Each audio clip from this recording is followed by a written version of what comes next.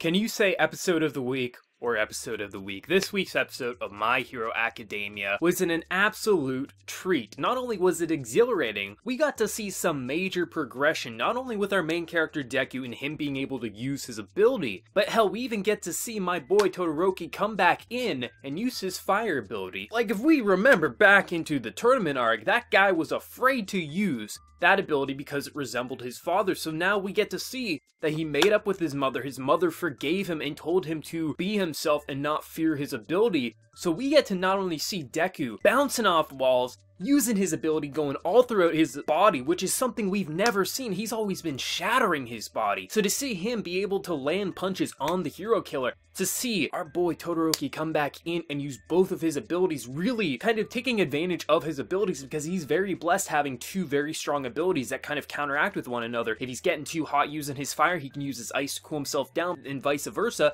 but at the same time he can use both against people. This is absolutely incredible, not to mention just the overall cast dynamic was just spectacular. But I have to say, this was a great episode, not just because it had amazing action, great battle choreography, and just overall just character interactions. It's just seeing how far we've come since even season 1 is absolutely spectacular. I mean, really, I think the hero killer is a very fascinating villain to focus on because he is so different from the others. I mean, literally, his ability has been cleared up and it is absolutely with blood, but I didn't expect that he actually has to taste the blood of those he wants to control, and it seems like basically, depending on your blood type, it goes from weakest to strongest, depending on your blood type, so how long it will go, and I think it stated, like, he can maximum control someone for about 8 minutes, so it's pretty cool to see that. I mean, it definitely works in his favor, kind of he's using swords and objects to cut people, but I really liked how he seemed to have a massive amount of respect for Deku, and he's willing to let Deku live, because not only is he strong enough to land a hit on him, I think he sees All Might within him, because it's pretty damn clear, is it not, that he has respect for All Might. I mean, I assumed he did after last week, but I was a little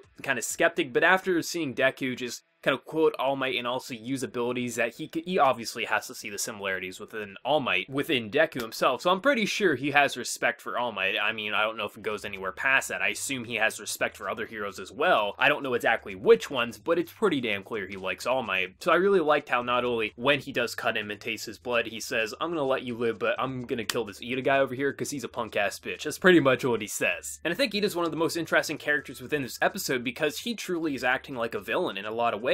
Because if we remember, I think it was last week's episode, the person that he was mentoring with, he pretty much said, you can't go off on your own for your own reasons. Like, that's not what a hero is. You have rules that you have to follow. And Ida just wants to kill the hero killer. He wants to take him down, and he just doesn't want anyone to interfere. He doesn't want help. He's like, I gotta be the one to do it. And you can see a lot of villainous intent within his eyes. Obviously, he's a good guy. We know Ida at the core who he is, but he is driven solely by revenge, and that takes hold and can turn you into someone you don't want to be. So it's really interesting seeing him, and obviously I think he's going to snap out of it next week. And I don't know if this fight's going to how long this fight's going to last. I would assume they're going to get out of there when the heroes come, and there's going to be another battle or something like that. I'm not 100% sure, but it pretty much has come into something that I thought would happen, where we would have a few of the students basically attack the hero killer. It would be insane if they could actually Deku, Ida, as well as Todoroki take out the hero killer before the pros get there. I think that would be absolutely incredible, and I wouldn't say it's impossible either, just because look at how far Deku's come, look at how far Todoroki's come, and if Ida can get over his revenge mentality and work with the others,